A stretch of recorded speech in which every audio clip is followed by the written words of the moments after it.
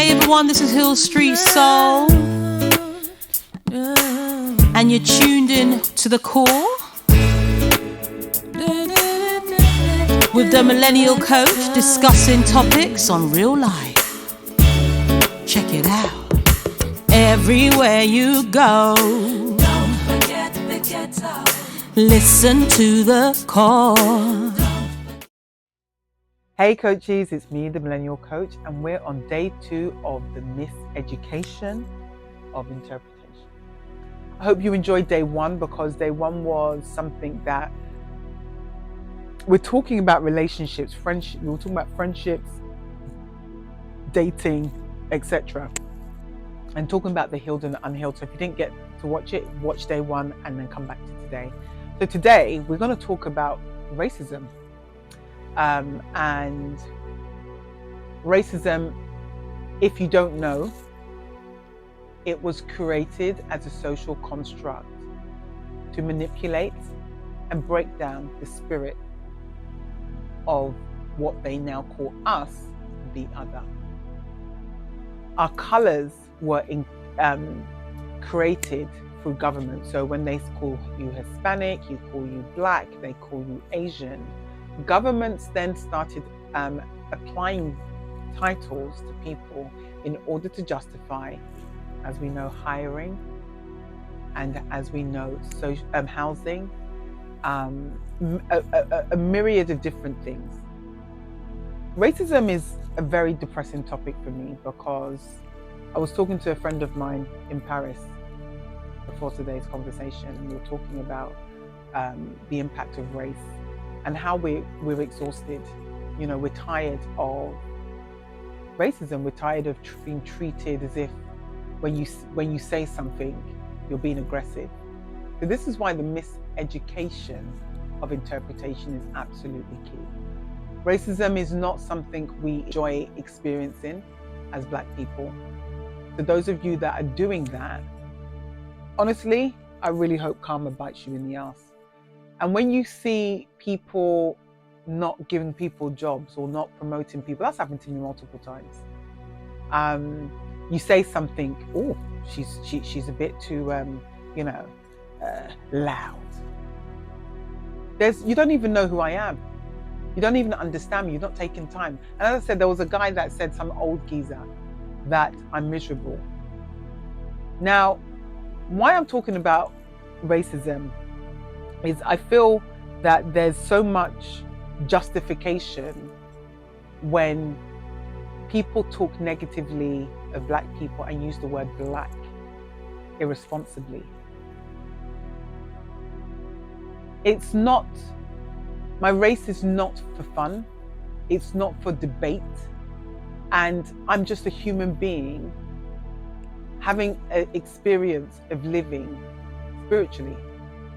So when you are judging me, judge me from the content of my character, because I don't go out doing people dirty. I don't go out doing people wrong. And racism really impacts our cognitive decline as Black people. And I want, regardless of what race you are, you impact our mental health. And what I find really fascinating, especially in the UK, is when you're Black, and you may have suffered mental health issues, or you're suffering from being neurodiverse, it is not treated the same way when you're not Black. It's like, Sally can have a bad day. Listen, let me tell you something. I've watched people who are not Black in meetings. I watched a woman attack other people not in the meeting. Can't stand them, you're this, you're that. And it was just a back and forth. I've watched girls who are not Black have breakdowns and complain and all that. They still got their job. I make a complaint, contract's ended. Contract has ended. So if you're telling me that's not racism, another thing, and this is something that I feel, and we're going to go into this conversation because we're going to talk about when a Jewish person speaks, right, about social issues, it feels like we accept what is said, because there's been a lot of trauma in the Jewish community, and I understand that. No one's saying anything negative on right now. But what I'm concerned about is if someone makes a comment where it may involve someone who's Jewish, there's an attack in council culture that you're being anti-Semitic. So I want to understand what that means in the context of someone like Mark Lamont Hill, who is very well versed on the Palestinian-Israeli conflict, very well versed. But it's something that we really need to think about is, are we miseducating ourselves by interpreting what people say and then judging it by cancelling them when that's not what they meant? So let me give you a scenario. So I'm in a meeting and the CEO says to me, we've got a new contract and they're so excited because they want to see people like you, talking about me being black, because this company is interested in DEI. Now, if I was to add to that this person is Jewish, what would you say? I actually had to smile because I was so shocked that you think this is something to motivate me to work. So it's like we dismiss when somebody who's not black says something, but if we are black and we say something, we are attacked. And if I'm wrong, I want you to write that in the comments, because I know I'm not mad. I've worked since I was 14,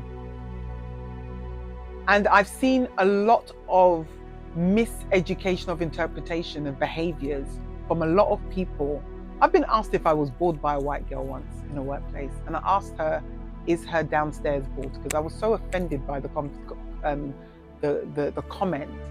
I've been called a gangster because I like fashion. That how do you get money to buy clothes? And because it wasn't cheap clothes, people were offended that I could even buy clothes. I'm living at home. I just finished uni. I'm loaded. I don't have the bills to pay. Why would I be a gangster? That's the only reason I can afford clothes. My parents didn't ask me for a dime. So there's a lot of racist microaggressions that people are just happy to distribute. But the moment somebody responds, you are labeled with some of the most derogatory and career-changing terms. And it's really quite scary that we're living in this era. And it's sad to say. It's sad for me to even, as I say, I don't like talking about racism. I don't even like experiencing racism, do you think we go home as black people when we've been treated poorly in the workplace, that we go home and we're excited about life? It's depressing. It's actually quite heartbreaking and debilitating mentally, because you don't even know what to say going forward. You even are scared to open your mouth because you say something, you're from the hood. No, I'm not from the hood. I was raised in a 3-bedroom house that is fully paid for, always had a car, live in a private area, and never been in trouble with the police, never had any issues really in terms of, life issues. But that, yet I'm judged because of the color of my skin. A friend of mine once said to me, what did we ever do to people? And when a grown woman just can't fathom racism, it just left me, speechless. How am I going to respond to that? I don't know. I don't know why I'm called the N-word as I'm walking to university. Yes, that happened in Farnham, in Surrey. Yes, it's happened. I had my change thrown at me in the bakery. Let me tell you something. People don't know people's story, and we've all got a story. The misinterpretation is huge, and the internet doesn't make it any easier. Whew. So I do want to talk about a couple of topics on this. Michael Cohen, he's a music mogul in the US, and he was on the Breakfast Club, thinking a few months ago, something like that, or a month ago. And he said something which I thought, touche, he's not wrong. He said he hates black on black hate. Now, the internet went bananas. Like, black celebrities in the US went crazy, said, you know, he's Jewish. And there was a comment that I know they read out, or I think they've got on, I love the Breakfast Club because they've got a section called Get It Off Your Chest, and people dial in and talk about it. And people were saying he needs to focus on what's happening in Israel, etc. He's Jewish, he shouldn't be concerned about black people's issues. Now, Charlemagne made a point. He said that, why are you angry at the message? He's just a messenger. You just don't like how the messenger's packaged. He had a point. However, I want us to consider what I said at the top, just now, about if we made a comment and you're a black celebrity, particularly, and I'm going to say Mark Lamont Hill, if you made a comment and you've done your research, he's lived in Israel, Mark Lamont Hill, and he's fine as hell. Sorry, Shannon, but he is fine. Listen, intelligent men make me hot, as if I'm going through the menopause, which I'm not. Like, that's how hot a smart man makes me feel, right? But that man, they tried to CNN sacked him.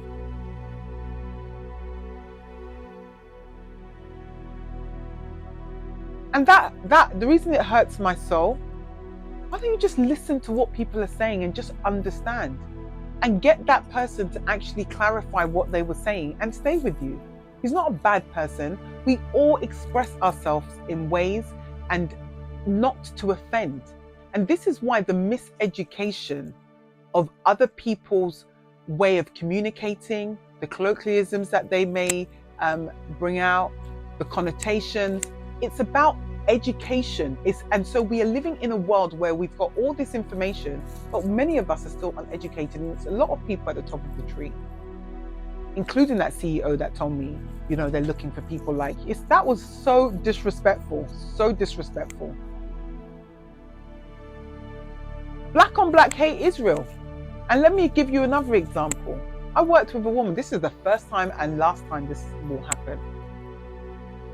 She had said to me, I want to help you, I want to coach you, feel free to reach out. So I started reaching out to her, we were working together. So I was really stressed and frustrated by certain behaviors, and her response was, if you don't like it, leave. I was like, great, that's great coaching. Great coaching. I've never spoken to anybody like that. And then the things that I'd spoken to her in private, you know what she did?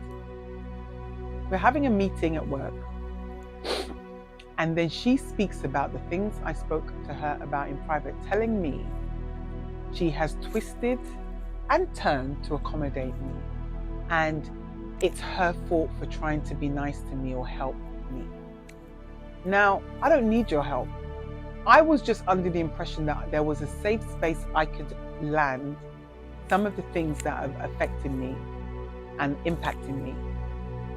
And if you didn't want to coach me anymore, you could have just said. You could have just said. So what I'm saying, the black on black hate, because to me, that's not love, that's hate. To do that in front of people who you're always trying to win approval from, who are not black, that to me is even a self-hate thing. So, when you've got the traumatic slavery syndrome, which I believe she has, she also made another comment when I was talking to colleagues and they happened to be black, and she was angry about something, and she let slip that, the optics don't look good. Imagine working with someone that says something like that. I actually challenged her later about it. She said I was upset and did it. I was like, that's not someone who's upset. That's someone who thinks associating with another black person in the workplace is dangerous. So this is the black on black hate that is created because of racism and because people, unfortunately, a lot of black people tend to, not all of us, because not everyone doesn't know who they are. And if you're doing things to appease people just to be liked, in terms of, oh, I'm going to do this. So no, I do stuff because I like doing stuff. Now, if you're going to interpret it in a completely different way, that's entirely up to you. But I'm the kind of person, if you don't appreciate what I'm doing, I just take it away. I'm not going to keep doing it. I'm not crazy. So the Michael Cohen conversation about black on black hate, he's not wrong. And I can understand why people reacted to it, but he wasn't wrong. I'm sorry to say, but he's not wrong. Because when you're trying to do things, a lot of the time, it's your own people that contribute to you self-destructing. And it could mean, and when I say this could be even in your own community. If you're Asian, it could be if you're Polish, it could be if you're South American. A lot of the time within cultures, we actually self-attack. And even happens in the white community. But I can only speak from the experience I understand and I've experienced. I can't speak on other cultures, but I am sure as human beings, we do things to each other in our own cultures. And why education is important in race relations.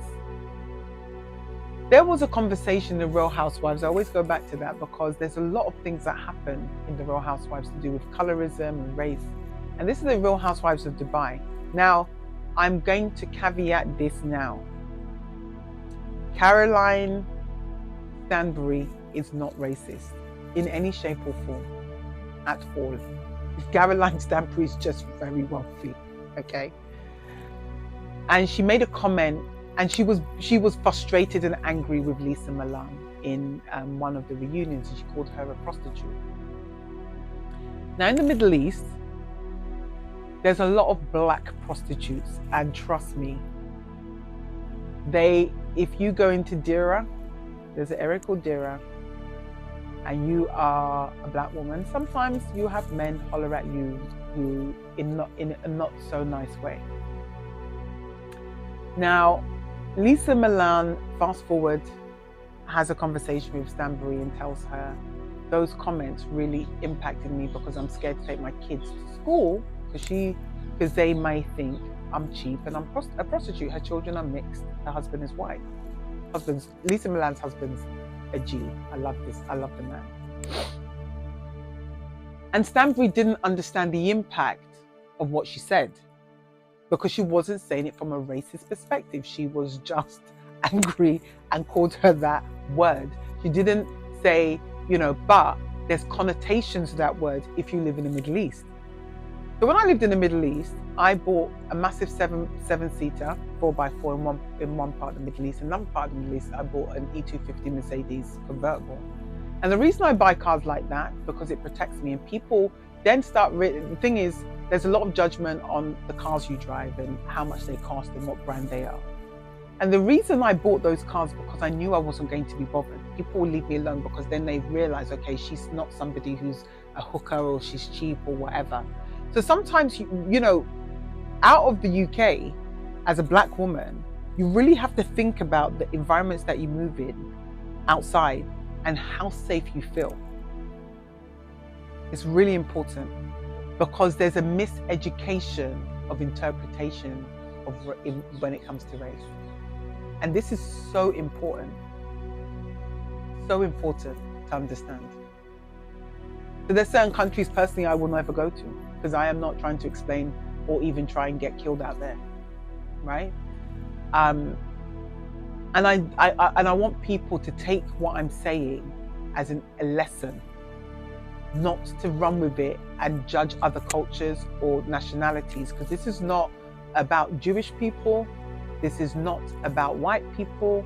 This is about the global social construct of racism that has impacted and diminished the voice and output of Black people. This is what this is about.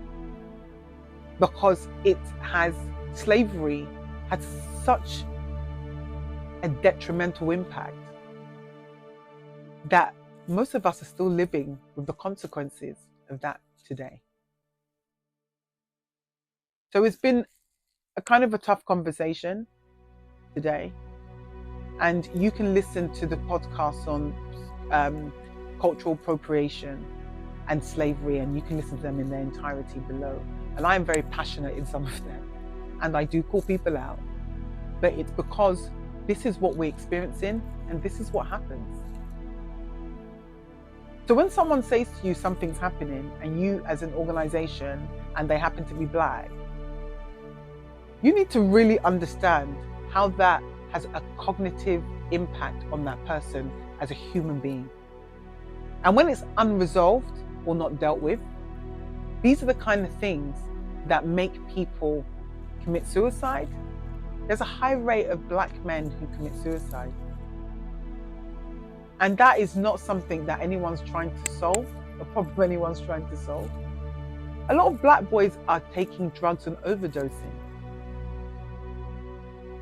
What do you think that is a prerequisite from? Not being accepted, always having to try 1,000 more times than everyone else, being seen from a sexual perspective, as people make comments about Black men's genitalia. It's offensive, it's disrespectful, and it's offensive. I pause because sometimes I just find these conversations in this 2024, I shouldn't even be doing a show on this. I shouldn't even be talking about this. And that's the reason I think when I saw Danny Boyle's introduction to the 2012 Olympics and the level of diversity that existed, honestly, and I was living in the Middle East at that time, I felt so proud, honestly, to have a British passport. I felt proud that Danny Boyle, the director Danny Boyle, really represented what London looks like in the Olympics, in the closing of the Olympics and the opening of the Olympics. It was really magnificent. So I want to say thank you to Danny Boyle. But we've got to, I'm telling you now, this is the conversations I'm having at the moment. I'm confused why I'm still having conversations in 2024 about microaggressions, racism, DEI. Why are we having these conversations? George Floyd's death should never have been the reason companies now want to promote Black people. That should not even be the reason. That should not blow the lid off everything for people to be like, oh, we haven't got any Black leaders. Would you not just think that in general, like we don't have diversity of thought, diversity of people? Would you not just think that? So this is not an accusatory piece. This is a piece of understanding, a piece of education, that we are living in a world where we really have a miseducation of interpretation. We don't understand people, and we do things because it seems to tick a box, not because we truly care. And if you truly care, your behavior is going to be different. So to all the people that are allies, that stand in solidarity of collective impact, which is something I believe in, you have to be collectively responsible as a world. We have to be collectively responsible. We have to take care of each other. You see someone treating someone poorly, you step in, you say something. And the person that is saying something, someone else needs to join them if it's in public. You need to come as a collective. Because when someone's doing something wrong, in our hearts, we all know that it's not right. But when we are silent, we are part of the problem. So I'm not going to fault Michael Cohen for saying what he said, because he's highlighting something that we need to clean up. But he's also highlighting another issue, that people see what is happening. And some people love it. They want us to kill ourselves. They want us to hurt each other. They want it because it will make life easier to justify the racist mindsets and behaviors and rhetoric that some people do have. Okay, I'm signing out because this is making me feel depressed, and I just want you to if you can share this conversation, and if anyone cuts it up, right? Anyone cuts up this video and creates the wrong information, trust me, I'm personally coming for you. I'm gonna come for you, because context is everything in what I'm saying. What I'm saying, there's a whole context behind it. This show today is about the miseducation of interpretation when it comes to racism. I hope it's been useful. I am the millennial coach, signing out.